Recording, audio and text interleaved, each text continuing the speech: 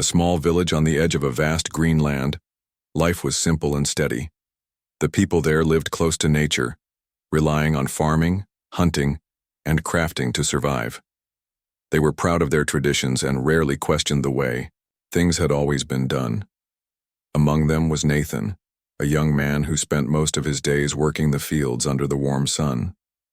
He wasn't much different from the others in the village except for one thing. He liked to listen. Every now and then, travelers would pass through the village, bringing news and stories from faraway places. Most villagers paid little attention to these tales, brushing them off as wild exaggerations or outright lies. But Nathan enjoyed hearing them, especially the ones about humans. These humans, according to the travelers, came from another world, a distant planet called Earth. They were said to have incredible machines that could fly faster than birds, talk across great distances without shouting, and even think for themselves. Some claimed the humans had visited other planets, leaving behind traces of their strange technology. Nathan didn't know what to believe. The stories sounded too fantastic to be true, but they also stirred something inside him, a mix of curiosity and wonder. His friend Rachel, however, thought differently. She was practical and level-headed, often teasing Nathan for wasting time listening to such nonsense. Humans? Really? She'd say with a laugh. They're just made-up stories to entertain bored travelers. Don't waste your energy thinking about them. One evening, as the sun dipped below the horizon and painted the sky in shades of orange and purple, a group of villagers gathered around a crackling fire. It was a cool night, and everyone welcomed the warmth of the flames. Children played nearby, while adults chatted and shared food. Then, out of the darkness, an old man appeared. His name was Benjamin, and he was known for wandering from place to place, collecting stories and sharing them wherever he went. Benjamin settled down by the fire, wrapping his worn cloak tightly around himself. His face was lined with age, and his eyes sparkled with wisdom. When he began to speak, the chatter quieted down, and all eyes turned to him. "I've traveled far," he said in a slow, steady voice, "and I've seen things most of you wouldn't believe. But tonight I want to tell you about the humans." The crowd chuckled, clearly amused. One villager called out, "Oh, here we go again. Another story about flying ships and magical gadgets." Others joined in, laughing and shaking their heads. But Benjamin didn't seem bothered. He leaned forward, his expression serious. "You may laugh," he said, "but I've seen their ships myself. They're not like anything we have here, smooth and silver, gliding silently through the air. And their machines, they're beyond anything you can imagine." Rachel rolled her eyes and whispered to Nathan, "This is ridiculous. Why does he keep pushing this nonsense?" Nathan shrugged but stayed silent. Something about Benjamin's tone caught his attention. It wasn't the exaggerated excitement of someone trying to impress. It was calm and measured, almost solemn. Benjamin continued, unfazed by the skepticism around him. "These humans aren't gods or monsters. They're beings like us, but they've learned to harness the power of their world in ways we haven't. They build cities that reach the clouds and send messages across stars. But they're also dangerous. Their weapons are powerful enough to destroy entire lands. If they ever come here, we need to be ready." The laughter faded as people exchanged uneasy glances. Even Rachel looked less certain now, though she tried to hide it. "Ready for what?" someone asked. "How do you know they'll come here at all?" Benjamin sighed, looking older than ever. "Because they've been searching for new worlds. Their own planet is struggling, overcrowded, polluted, and running out of resources. Wherever they go, they take what they need. Sometimes peacefully, sometimes not. I've seen it happen before." For a moment, no one spoke. The fire crackled softly, casting flickering shadows on the ground. Then, one of the elders broke the silence. "Even if what you say is true, what can we do? We're just farmers and hunters. How can we stand against such advanced beings?" Benjamin stood up slowly, leaning on his walking stick. "That's up to you," he said. "But remember this. Ignoring the truth won't make it go away. Knowledge is your best weapon." With that, he turned and walked back into the night, disappearing into the darkness. As the villagers dispersed, Nathan lingered by the fire, staring into the flames. Rachel joined him after a while, her arms crossed. "What did you think of that?" she asked, her tone light, but tinged with doubt.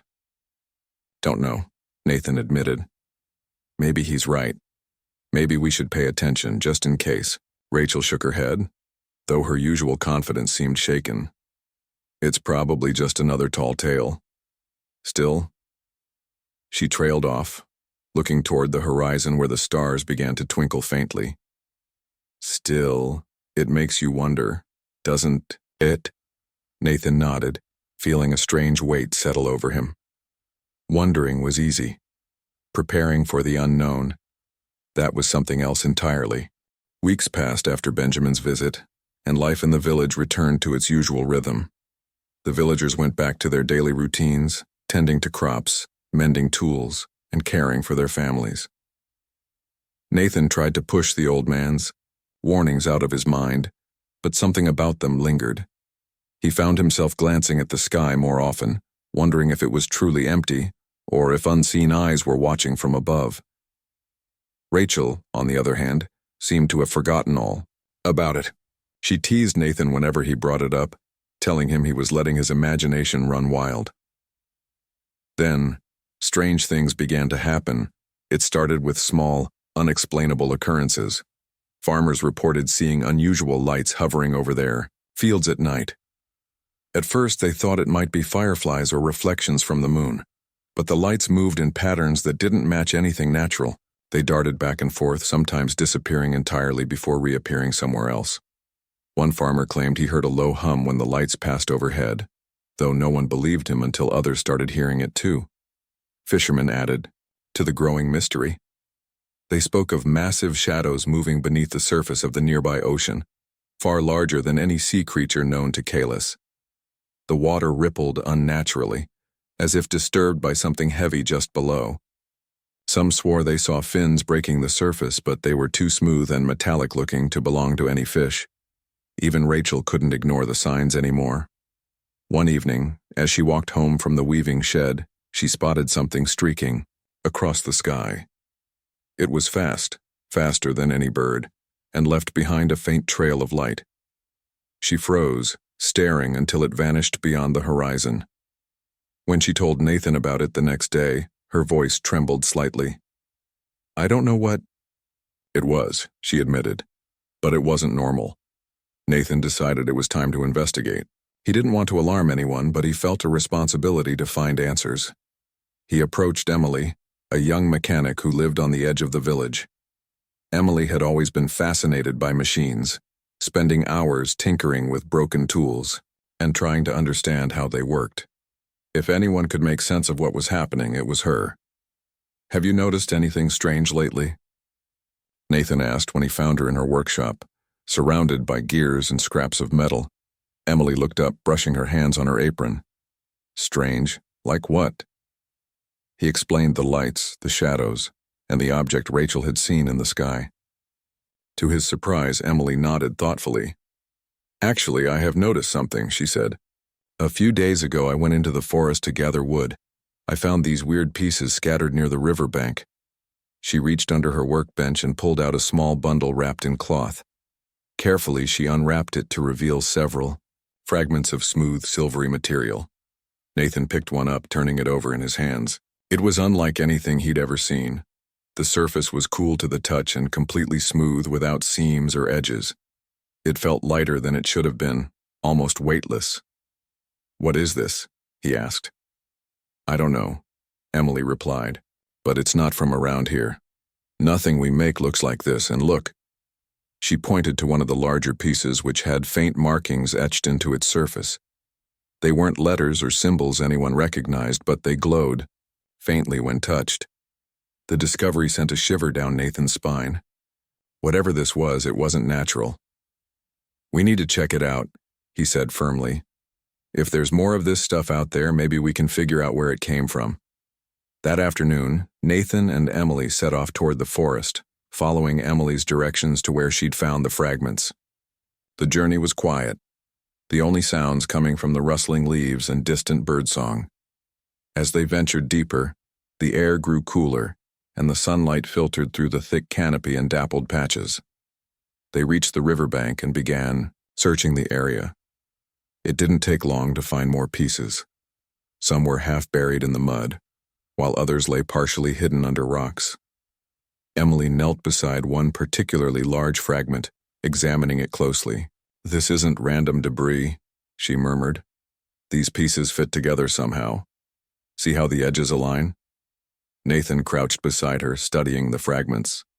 Sure enough, the shapes matched up perfectly, forming part of a larger structure. "Do you think it's from a ship?" he asked. "It has to be," Emily said, excitement creeping into her voice. "Whatever it is, it's advanced, way beyond anything we've built here." As they continued their search, they stumbled upon something even stranger, a series of deep grooves in the ground as if something heavy had dragged itself through the dirt. The tracks led away from the river and disappeared into the dense underbrush. Exchanging a glance, Nathan and Emily followed them cautiously. The trail ended at a clearing, where the sight before them took their breath away. In the center of the open space stood a towering structure, unlike anything they'd ever seen. It gleamed faintly in the dim light, its surface smooth and seamless, like the fragments they'd collected. The shape was odd, rounded yet angular at the same time. With intricate patterns etched along its sides, it looked alien, otherworldly. This can't be real," Emily whispered, her voice trembling. Nathan stepped closer, his heart pounding. He reached out hesitantly, touching the surface. It felt warm, almost alive, and pulsed faintly under his fingers. Suddenly, a low hum filled, the air growing louder and more intense. Startled, Nathan and Emily backed away quickly. "What's happening?" Emily asked, her wide eyes fixed on the structure. Before Nathan could answer, the hum stopped abruptly. A section of the structure shifted, sliding open to reveal a dark opening. Light spilled out, illuminating the surrounding trees. Neither of them dared to move, frozen in place as they stared at the mysterious doorway.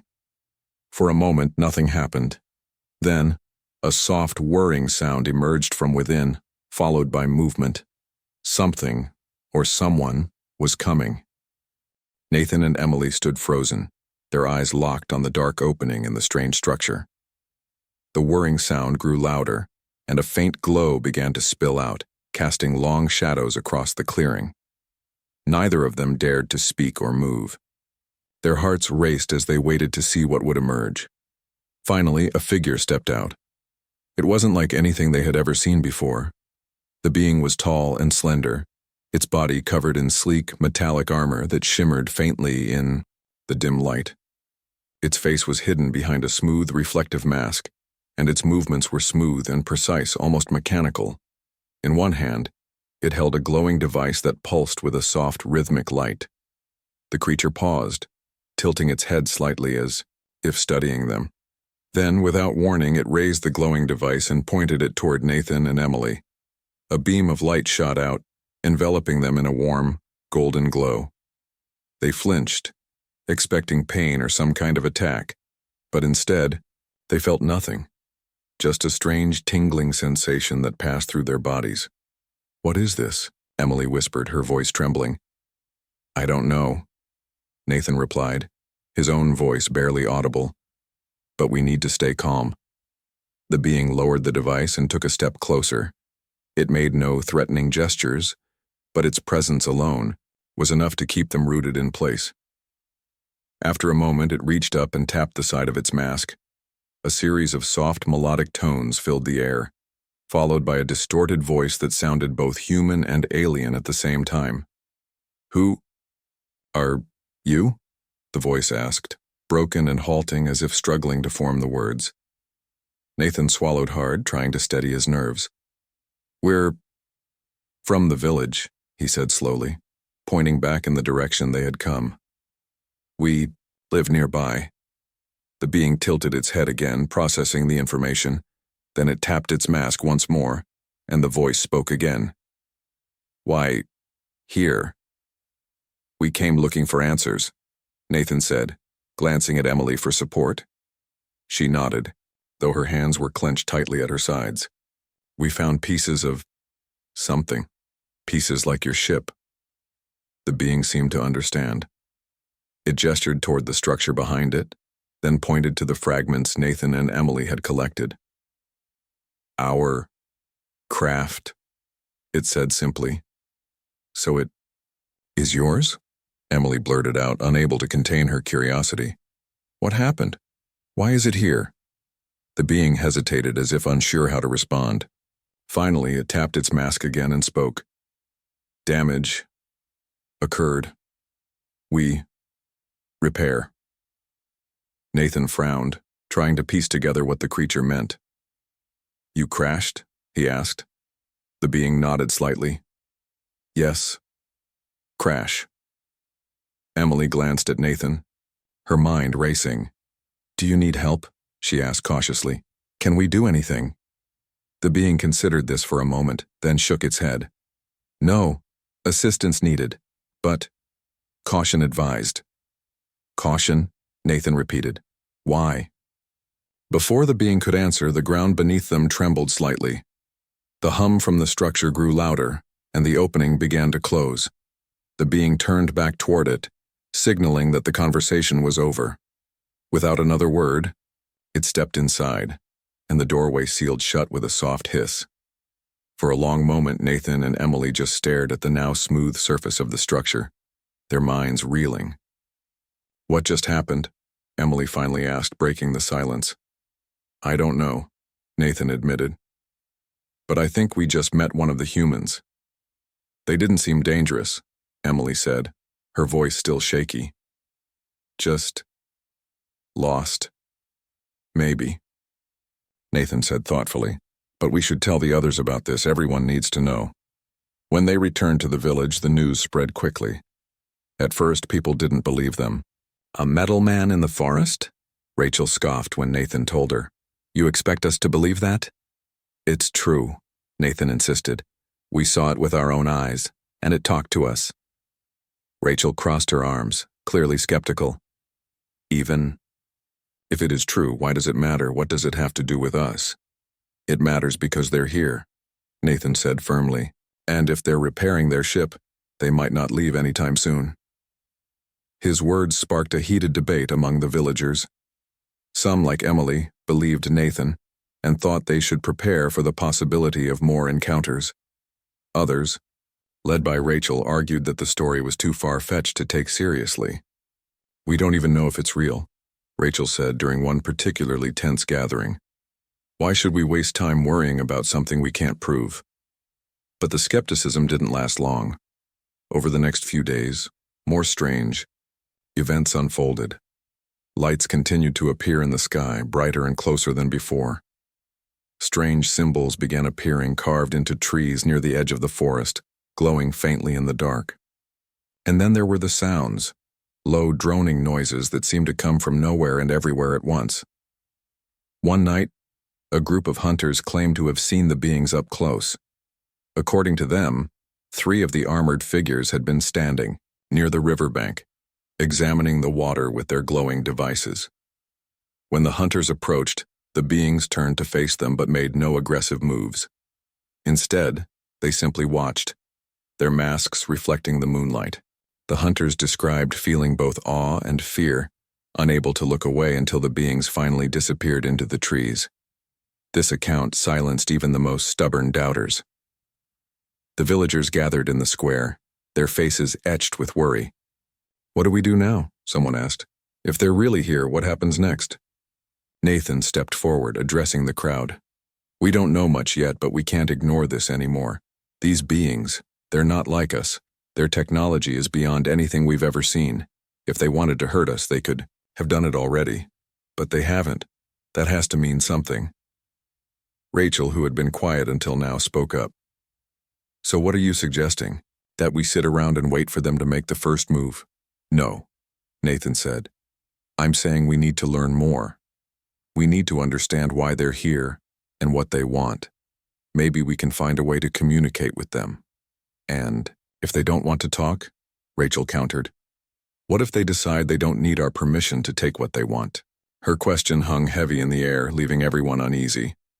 Nathan didn't have an answer, but he knew one thing for certain. Ignoring the situation wouldn't make it go away. "We'll figure it out," he said finally. "Together." Reluctantly, the villagers agreed to work as a team. Some volunteered to scout the forest for more signs of the beings, while others focused on gathering supplies in case the worst happened. Emily spent hours studying the fragments they'd collected, hoping to unlock their secrets. Nathan, meanwhile, organized patrols to keep watch over the village at night. As the days passed, the tension in the village grew thicker.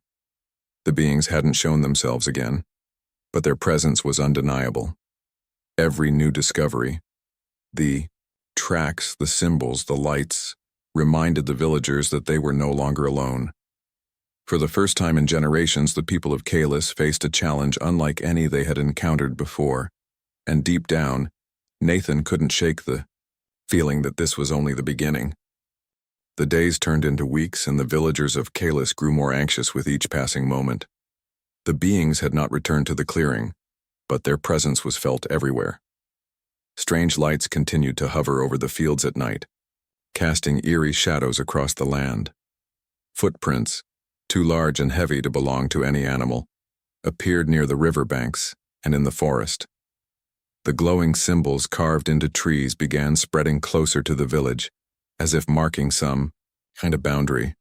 Nathan and Emily worked tirelessly, trying to make sense of it all. They studied the fragments of the mysterious material, piecing them together like a puzzle. The smooth, silvery pieces fit perfectly, forming part of what looked like a curved panel. Emily ran her fingers along the edges, marveling at how flawless they were. "This isn't just advanced," she said one evening, holding up the assembled section. "It's beyond anything we could dream of making." Nathan nodded, his brow furrowed in thought. "Do you think we can use it? Maybe figure out how it works?" "I don't know," Emily admitted, "but I'm going to try." Meanwhile, Rachel took charge of organizing the patrols. She divided the villagers into groups, assigning shifts to keep watch throughout the night. Armed with spears and torches, they stood guard around the edges of the village, scanning the darkness for any sign of movement. Though no one spoke of it openly, fear lingered in the air. The villagers knew they were vulnerable. If the beings decided to attack, there would be little they could do to stop them. One night during Nathan's shift, something unusual happened. As he walked along the outskirts of the village, he noticed a faint glow emanating from the forest. At first he thought it was fireflies, but the light was too steady, too unnatural. He signaled to the others on patrol and cautiously approached the source. Pushing aside branches and stepping carefully over roots, he found himself standing before a cluster of glowing orbs suspended in midair. They hovered silently, pulsing with a soft, rhythmic light that matched the beat of his own heart. "Stay back," Nathan called to the others, raising his spear. But the orbs didn't react. Instead, they began to move, floating slowly toward him. Instinctively, he stepped backward, keeping his weapon raised. To his surprise, the orbs stopped just a few feet away, hovering motionless. Then, without warning, they emitted a low hum, vibrating through the ground beneath his feet. "What is this?" one of the villagers whispered, gripping his torch tightly. "I don't know," Nathan replied, his voice tense, "but I don't think it's here to hurt us." The orbs remained still for a moment longer, then suddenly shot upward, disappearing into the sky. Nathan stared after them, his mind racing. What had they been? A warning? A message? Or simply another mystery added to the growing list? The next morning, the entire village gathered to discuss what had happened. Nathan recounted the encounter with the glowing orbs, describing every detail. Some villagers listened intently, while others dismissed it as another strange occurrence with no real significance. Rachel, however, seemed unusually quiet. When Nathan finished speaking, she finally spoke up. "We can't keep guessing what these things mean," she said firmly. "We need answers, and sitting here waiting for them to come to us isn't going to get us anywhere." "So what do you suggest?" Nathan asked, meeting her gaze. Rachel hesitated, then said, "We go to them." A murmur rippled through the crowd. "Are you serious?" someone asked. "That's too dangerous." "It's risky, yes," Rachel admitted. But we're running out of options. If we stay here and do nothing, we'll always be one step behind. We need to take the initiative." Nathan considered her words. As much as he hated to admit it, she was right. Waiting passively hadn't gotten them anywhere. It was time to act. "All right," he said finally. "We'll go. But we need a plan." Together, Nathan, Rachel, and Emily devised a strategy. Using the fragments Emily had studied, they constructed a rudimentary device designed to mimic the signals emitted by the being's equipment. It was crude and untested, but it was the best they could do with the resources they had. Armed with the device, a small group of volunteers set out for the forest, determined to confront the beings once and for all. The journey was tense. Every rustle of leaves or snap of a twig made them jump, their nerves stretched thin. When they reached the clearing where the structure stood, they found it surrounded by a faint, shimmering barrier. The surface of the structure gleamed in the sunlight, unchanged since Nathan and Emily's last visit. "This is it," Nathan said quietly. "Let's see if this works." Emily activated the device, pressing a series of buttons she had wired together. At first, nothing happened. Then a low hum filled the air, growing louder until it matched the pitch of the being's technology. The barrier around the structure flickered, then dissolved entirely. For a moment, everything was silent. Then, the opening appeared again, sliding open with a soft hiss. This time, two beings emerged, their armor gleaming in the light. One carried a glowing orb similar to the ones Nathan had seen the previous night, while the other held a device that emitted a steady pulse of light. The villagers froze, unsure what to do. Nathan stepped forward cautiously, holding up his hands, to show he meant no harm. "We came to talk," he said slowly. "To understand." The beings tilted their heads, studying him. After a moment, the one with the glowing orb tapped its mask and the distorted voice spoke again. "Why, seek us?" "Because you're here," Nathan replied, "and we want to know why." The second being gestured toward the device Emily held, then pointed to their own equipment. "You copy signal?" "Yes," Nathan said, nodding. "We wanted to reach you." The beings exchanged a glance, their movements fluid and deliberate. Then, the one with the orb stepped closer, extending it toward Nathan. He hesitated, unsure whether to take it. Finally, he reached out and accepted the object. It was warm to the touch, pulsing gently in his hand. "Peace," the voice said. "No harm." The message was clear. The beings weren't enemies, at least not yet. But as the villagers stood there, staring at the armored figures, they couldn't shake the feeling that this was only the beginning of something much larger. Whatever the beings wanted, whatever their purpose, it was bound to change life on Kalis forever. When the group returned to the village, they shared what had happened. The encounter left everyone uneasy but hopeful. The beings hadn't attacked or threatened them, but their intentions remained unclear. Still, for the first time in weeks, the villagers felt a glimmer of control over their fate. "We've taken the first step," Nathan told the crowd. "Now we wait and see what happens next." Rachel nodded, though her expression was thoughtful. "And we prepare," she added, "just in case." As the sun set over Kalis, casting long shadows across the fields, the villagers braced themselves for an uncertain future. The beings had come to their world, and there was no turning back. Whether it led to peace or conflict, one thing was certain: life as they knew it would never be the same again. The days that followed the encounter with the beings were filled with both hope and uncertainty. The villagers of Kalis had taken a bold step, reaching out to the strangers in an effort to understand their intentions. But while the beings had responded peacefully, their motives remained unclear. The glowing orb they had given Nathan sat on a table in the village square, its steady pulse a constant reminder of the unknown forces now intertwined with their lives. Nathan spent hours studying the orb, trying to decipher its purpose. It didn't seem dangerous, its light was warm and calming, but it also didn't reveal any obvious clues about how it worked. Emily joined him, bringing her tools and knowledge to examine the object more closely.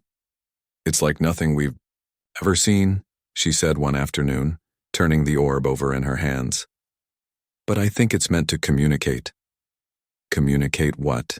Nathan asked, leaning forward. I'm not sure yet, Emily admitted. Maybe it's waiting for us to do something, or maybe it's gathering information about us. That thought sent a shiver down Nathan's spine. If the orb was observing them, then everything they did might be under scrutiny. He glanced around. The square, where villagers went about their daily tasks, unaware of the weight of the situation. We need to figure this out quickly, he said, before it's too late. Meanwhile, Rachel focused on preparing the village for whatever might come next. She organized drills teaching the villagers how to respond if the beings returned or if danger arose. Though some grumbled about the extra work, most understood the importance of being ready. We don't know what they want, Rachel reminded everyone during one training session, so we have to be prepared for anything. Her leadership earned her respect, even from those who had doubted her earlier. Nathan noticed the change in her demeanor. She was still practical and cautious, but there was a new determination in her eyes. You've changed, he told her one evening as they walked along the edge of the forest. So have you, Rachel replied with a small smile. We're all changing because of this. Then one morning, the orb began to behave differently. Its steady glow turned erratic, flashing in rapid bursts of light. Villagers gathered around it, murmuring anxiously as Nathan and Emily approached. What's happening? Someone asked. I don't know, Nathan admitted. But it's reacting to something. As if in response, the sky above them darkened abruptly. Thick clouds rolled in, blotting out the sun, and a low rumble echoed across the land. Moments later, the ground trembled as massive structures descended from the heavens, hovering above the horizon like mountains made of metal. Their surfaces gleamed in the dim light, and faint hums vibrated through the air. They're here, Emily whispered, her voice trembling. The villagers stared in awe and fear as the structures expanded, spreading outward until they formed a ring around the entire village. A shimmering barrier rose up, enclosing Kalis within an impenetrable dome. Panic erupted as people realized they were trapped. What do we do? Someone shouted. How do we get out? We can't, Rachel said firmly, her voice cutting through the chaos. Stay calm, panicking won't help us. Nathan stepped forward, holding up the orb. Its light had stabilized again, glowing steadily as if acknowledging the presence of the structures. They're watching us, he said. This has to mean something. But what? Emily asked, her face pale. Are they testing us, or are they planning to attack? Before anyone could answer, a single figure emerged from one of the structures. It floated gently to the ground, its armor gleaming in the dim light. This time, it wasn't alone. It was accompanied by several others, each carrying glowing devices, similar to the orb. They moved slowly, deliberately, as if giving the villagers time to adjust to their presence. Nathan stepped forward cautiously, holding the orb out toward them. We came to talk, he said, his voice steady despite the fear coursing through him. To understand why you're here. The lead being raised its device and the distorted voice spoke again. Your world sustains life. We seek refuge. The words hit the villagers like a wave. Refuge? They were looking for a place to stay? Nathan exchanged a glance with Rachel and Emily, unsure how to respond. Finally, he asked, Why us? Why here? Our home dies, the voice continued. Resources gone. We search new worlds. Silence fell over the crowd as the meaning sank in. These beings weren't invaders. They were refugees, fleeing a dying planet in search of survival. The villagers looked at each other, their expressions a mix of sympathy and unease. Helping them would mean sharing their land and resources, but refusing could lead to conflict, or worse. Rachel stepped forward, her voice clear and strong. If we agree to help you, what happens next? How do we live together? The beings exchanged glances, their movements fluid and deliberate. Then the lead being tapped its mask and the voice spoke again. Cooperation. Key. Share. Knowledge. Build. Future. It was a proposal, an offer to work together, combining their advanced technology with the villagers' knowledge of the land. For a moment, no one spoke. The weight of the decision hung heavy in the air. Finally, Nathan broke the silence. "We need time to think," he said, "to discuss this with our people." The beings nodded slightly, then turned and floated back toward their structures. As they disappeared, the barrier shimmered and faded, leaving the villagers free once more. That night, the entire village gathered to debate the offer. Opinions were divided. Some, like Emily, believed helping the beings was the right thing to do. "They're desperate," she argued, "just like we would be if our world was dying. We can't turn them away." Others, however, were hesitant. "What if they take more than we can give?" one villager asked. "What if they betray us?" Rachel listened carefully to both sides before speaking. "This isn't just about them," she said. "It's about us too. If we refuse, we risk losing a chance to learn from them, to grow stronger together. But if we accept, we'll have to share everything. Are we ready for that?" The discussion lasted late into the night, but eventually a consensus emerged. The villagers decided to cooperate, but with conditions. They would share their land and resources, but only if the beings agreed to teach them how to use their technology responsibly. When Nathan delivered the message the next day, the beings accepted without hesitation. Over time, the two groups began working together, blending their knowledge and skills to create something new. The humans introduced tools and methods that improved farming, medicine, and communication, while the villagers shared their understanding of Kalus's environment, helping the newcomers adapt. Challenges arose, of course. Misunderstandings and cultural differences sometimes led to tension, but both sides worked hard to overcome them. Slowly, trust grew between the villagers and the humans, forging bonds that neither group had expected. As months passed, Kalus transformed. The once simple village became a thriving hub of innovation and cooperation. New buildings rose alongside traditional homes, powered by clean energy systems designed by the humans. Fields flourished under advanced irrigation techniques, and children learned stories of Earth alongside tales of Kalus. Nathan often found himself reflecting on how far they had come. What had started as fear and suspicion had blossomed into partnership and mutual respect. One evening, as he stood on a hill overlooking the village, Rachel joined him. "Do you think we made the right choice?" she asked.